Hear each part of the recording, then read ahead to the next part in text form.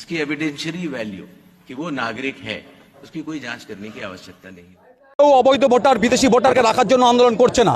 নির্বাচন কমিশন একই সাথে কেন এই কথাটা বলছে না যে ভারতবর্ষের একজন ভোটার লেজিটিমেট ভোটারের নাম আমার লিস্টের বাইরে যাবে না?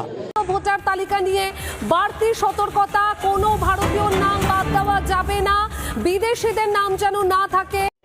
একটাও অমীমাংসিত নাম রেখে ভোট ঘোষণা করা যাবে না।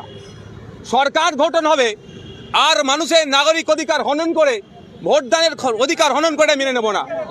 7 লক্ষ মানুষ হোক আর 7,000 মানুষ হোক, প্রত্যেকটা অ্যাডজুডিকেশন যেটা আছে নিষ্পত্তি হওয়ার পরে ভোট ঘোষণা করতে হবে। পিতার নাম 2002-এর তালিকায় থাকলেই পরিবারের সদস্যদের শুধু লিঙ্কেজ দিলেই উঠবে ফাইনাল তালিকায়। ম্যাপিংদের শুধু লিঙ্কেজ লাগবে, নট ম্যাপিংদের প্রয়োজনীয় নথি দেখাতে হবে। भारतीय नागरिकता कानून के अंतर्गत अगर आप 1 जुलाई 1987 से पहले भारत में अगर पैदा हुए हैं तो आपको भारत का नागरिक माना जाता है। तो जो व्यक्ति 87 या उसके पहले का बॉर्न है, अगर उसमें 18 साल जोड़ देते हैं तो सन आता है 2003, 4 या 5।